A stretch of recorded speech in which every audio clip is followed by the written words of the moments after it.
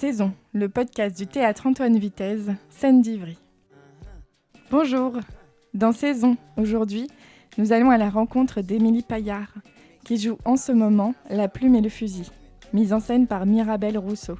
Ce seul en scène, féministe et engagé, tiré des écrits de Louise Michel, se jouera le 9 mars au théâtre Antoine Vitez, dans le cadre de la Journée internationale des droits de la femme, mais aussi hors les murs, à la librairie Envie de lire, le 10 mars. Suivez-nous bien, car d'autres dates seront à venir. Alors, je suis Émilie Paillard, je suis comédienne et je travaille avec Mirabel Rousseau, la compagnie TOC, sur la personne de Louise Michel. Est-ce qu'on sait s'il y a un endroit pour se changer ici? Je pense que tu peux regarder là, sinon je vois que là il y a une réserve. Là il y a plusieurs portes en fait. Là, la réserve est fermée. Non, mais là, on te voit, oui. Il y a une petite glace qui n'est pas tout à fait sanglante. Donc une représentation hors les murs, c'est une représentation qui ne se passe pas dans un lieu habituel de représentation, donc dans un théâtre. Donc on peut investir des endroits très variés, par exemple une bibliothèque, un musée, un hall de théâtre. Bon, généralement aussi ça reste dans le théâtre, mais donc on peut aussi aller, en l'occurrence, dans des salles de classe. Nous, on fait ce spectacle sur Louise Michel a été créé pour être joué dans les salles de classe. Il y a aussi le fait que comme c'est un hors les murs, c'est aussi également une forme qu'on pourrait appeler légère, et donc il y a peu de décors. Donc on a une comédienne, donc c'est moi en l'occurrence, et un décor très léger qu'on trimballe en fait dans une malle de classe en classe et d'établissement scolaire en établissement scolaire. Et ça permet aussi, si une fois qu'on a on a accepté ce dispositif, ça permet de se dire aussi que les élèves, du coup, sont inclus dans le spectacle. Et donc, on utilise la salle de classe qu'on trouve telle qu'elle pour le spectacle, c'est-à-dire qu'on a besoin d'un bureau, on a besoin de tables scolaires, on a besoin de chaises, et donc on prend ce qu'on trouve.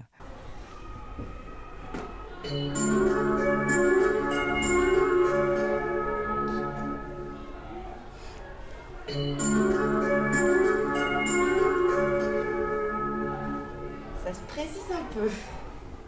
C'est un spectacle sur la période de la Troisième République, la Commune de Paris. Donc c'est une histoire de peuple, c'est une histoire de révolution.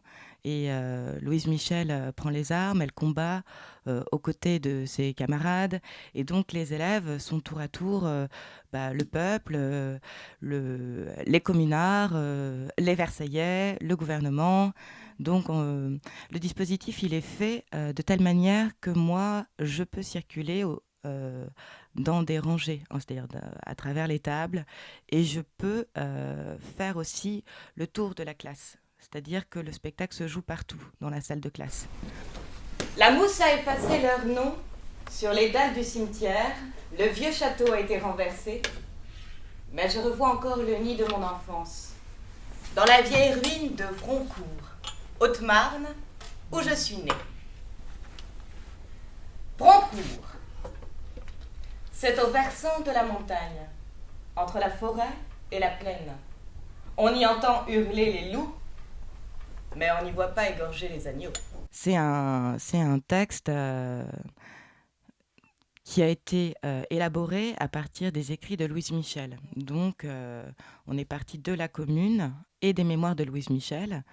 Les mémoires, c'est à peu près 650 pages. La Commune, c'est à peu près 350. Le désir était de le faire pendant 1 heure de cours pour les élèves. Donc, il fallait que ça tienne à peu près pendant 1 heure de cours. Bon, au final, très compliqué. Donc, on fait à peu près 1h10, 1h15, mais ça permet sur 2 heures d'avoir un échange avec la classe derrière. La classe ou tout autre public d'ailleurs. Mais nous, on a dû réduire ça à 16 pages. Donc, on a fait un travail d'adaptation assez important avec Mirabel Rousseau. De ce fait, le texte, il est ponctué par des... En fait, il faut raconter. On souhaitait raconter l'histoire de Louise Michel, son enfance, mais aussi l'épisode de la Commune, mais aussi la Nouvelle-Calédonie où elle reste 8 ans derrière, et son retour, les conférences, en 1 heure de temps. Donc le texte, en fait, il est très... il y a un moment au milieu, quand on raconte la Commune, c'est beaucoup d'événements qui surviennent. Et c'est des informations qui arrivent comme ça. Et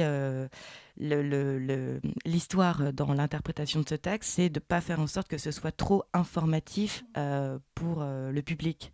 Au bout d'un moment, c'est comme s'il n'y avait que des injonctions qui arrivaient avec des nouvelles informations et ça peut être rébarbatif. Donc l'idée, c'est de travailler vraiment sur une partition musicale avec un rythme. C'est presque comme de la musique. En plus, moi, comme je suis toute seule, c'est-à-dire que des fois, il faut faire des descentes, il faut refaire des attaques. Bon, c'est le travail d'un comédien, effectivement. Mais du coup, par rapport à cette question des interventions des élèves, moi, j'avais besoin d'avoir vraiment d'avoir l'entièreté du spectacle dans son rythme, aussi dans ses accroches, comment on pouvait redémarrer, sachant qu'à chaque fois, tout cela peut être modifié par l'espace qui est toujours nouveau. Donc, voilà. L'intervention des élèves et des uns et des autres, c'est quelque chose qui a été plus facile à appréhender dans un deuxième temps, une fois que j'avais bien incorporé physiquement et d'une autre manière le rythme du texte, la matière du texte, la teneur de tout ça. Si l'égalité entre les deux sexes était reconnue, ce serait une fameuse brèche dans la bêtise humaine. En attendant, la femme est toujours, comme le disait le vieux Molière, le potage de l'homme. Pour ma part, camarade, je n'ai pas voulu être le potage de l'homme. Et je m'en suis allé à travers la vie, avec la vile multitude, sans donner d'esclaves au César. Ce petit rituel du maquillage, même si c'est dans une loge rapide, même si c'est dans un cabinet, même si c'est dans un local, même si c'est dans le bureau du directeur, disons qu'en fait ce rituel permet de se mettre, de se concentrer. Je me coiffe, donc quelque part je fais sa coiffure à elle, je me maquille et ensuite je m'habille. Elle a un costume aussi, c'est une matière qui est lourde. C'est un costume qui est structuré. Une fois que moi je suis dans ce costume, je les attends. La classe rentre, il y a ça aussi, c'est-à-dire que les gens ne sont pas... c'est arrivé que les gens soient déjà assis pour d'autres raisons, mais généralement les élèves ou le public n'est pas assis. Ou en tout cas moi, j'arrive, soit ils viennent à moi dans la salle de classe, soit j'arrive dans le dispositif, mais les gens sont, là ce sera dans le cadre d'un café, ils sont occupés à autre chose. Donc moi, ma concentration, elle se fait aussi dans le fait de les prendre en compte. D'abord, je déambule en fait parmi eux. Je déambule. Souvent, maintenant je sais, c'est quand les élèves entrent, je passe entre les rangs le temps qu'ils se calment, que les derniers arrivent, je les salue, je leur dis bonjour jeunes gens. Déjà, j'essaye de me mettre dans mon rôle d'institutrice. Enfin, je rentre dans ce cadre-là. Et ça me permet aussi de jauger, de voir un peu à qui j'ai affaire.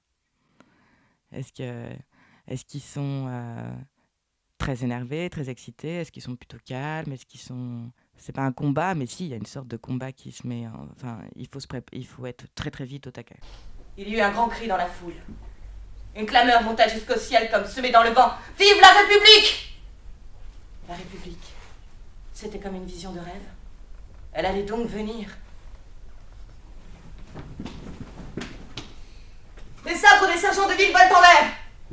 Les grilles sont brisées. La foule et les gardes nationaux entrent au corps législatif.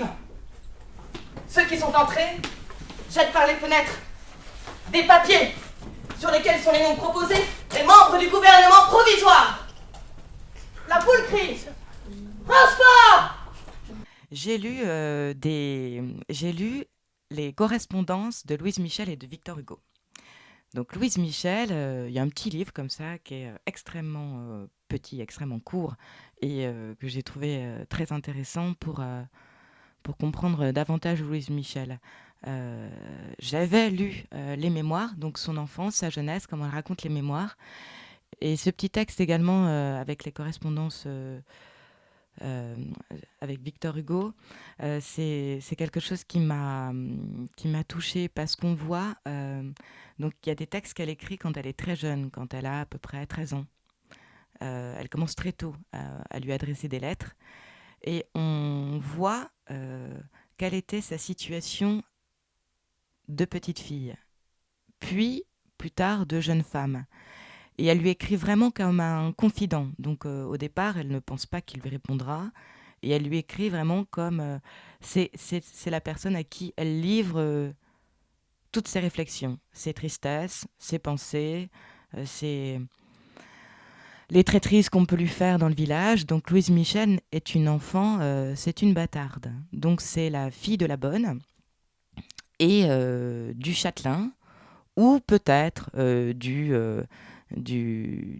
enfin voilà, soit c'est la fille du fils, soit c'est la fille du père, on ne sait pas. Euh, bon, elle a été élevée, elle a été aimée par cette famille de châtelains qui l'a accueillie et qui lui a donné la possibilité d'avoir une éducation, c'est-à-dire, en tout cas, on lui a donné des lectures, on l'a fait réfléchir. Donc son grand-père, son père ou son grand-père, était quelqu'un qui avait vécu la Première République, en tout cas les révolutions passées, et qui lisait Voltaire, et qui était quelqu'un qui avait des réflexions politiques, et visiblement qui les partageait dans l'endroit où elle vivait. Elle y a pris part, elle a entendu ces réflexions, elle lisait beaucoup parce qu'ils avaient récupéré une bibliothèque au château, et donc elle a eu la possibilité de s'instruire. Elle n'aurait pas eu cette éducation si elle avait été une fille du peuple, si elle n'avait pas été bâtarde. Sa condition de bâtarde lui a donc permis de devenir certainement par la suite institutrice, parce qu'on lui a donné une petite dot aussi. Les survivants du combat avaient encore le 11e arrondissement. Les portes du Père-Lachaise, où se sont réfugiés des fédérés, sont battues en brèche par les canons. Au grand mur blanc qui donne sur la rue du Repos, ceux qui restent de cette poignée héroïque sont fusillés à l'instant. Ils tombent en criant « Vive la Commune !»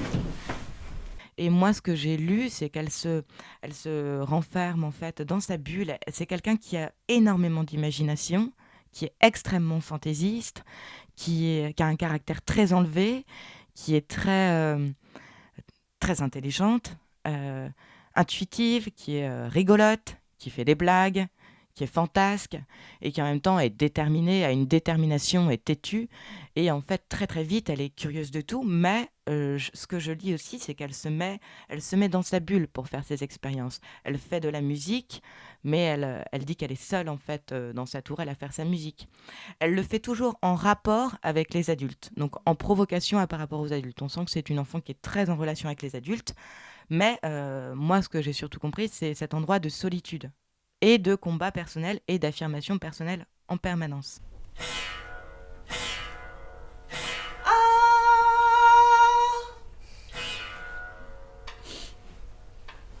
Si papa récit, si ré, fa, si, do, ré. Ah, quelle horrible fille, elle a brisé la grille du grand van pour le grain et long vaneux de main. Si papa ré, si ré, fa, si, do, ré. Elle en fait une cage de nocturnes présages pour ses chauves-souris. Cela n'est pas permis. Si papa ré, si ré, fa, si, do, ré. Mais partout on la cherche, sans doute elle se perche dans son trou du grenier.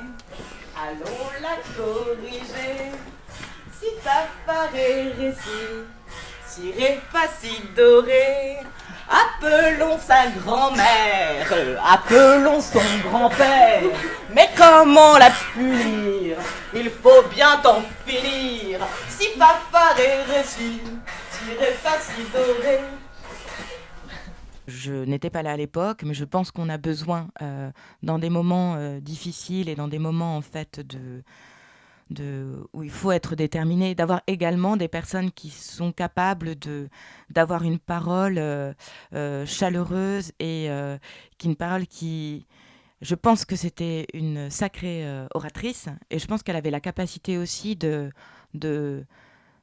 d'enflammer les foules, mais dans le terme de les réchauffer, c'est-à-dire de les prendre avec passion et de les emmener avec générosité et tendresse. Et je pense que c'est une personne tendre aussi, Louise Michel. Et donc, oui, ça résonne aujourd'hui. Après, moi, je me suis pas... comment dire ? Je préfère passer par la femme pour arriver au militantisme plutôt que passer par le contexte, le militantisme, enfin, pour arriver à la femme. Elle est ce qu'elle est, et ça l'amène à ce combat. Elle aurait aimé être poète, elle dit qu'elle aurait aimé écrire de la poésie, qu'elle aurait aimé être poète, mais bon, il y a eu les événements, et du coup, elle a été révolutionnaire. Donc c'est comme ça. Moi, cette femme m'accompagne en effet depuis 1 an, et elle me donne de la force, elle me donne du... c'est sûr que pour incarner une femme de cette trempe-là, on ne peut pas avoir de demi-mesure, on ne peut pas y aller à moitié. Je pense que il faut lever la tête, quoi. Moi, j'ai un grand plaisir j'ai une chance énorme de jouer cette femme. Et c'est vrai que c'est un cadeau de sentir sa compagnie. Il y a quelque chose de très... ça m'ouvre le cœur. Et ça me donne aussi beaucoup de force, oui, effectivement.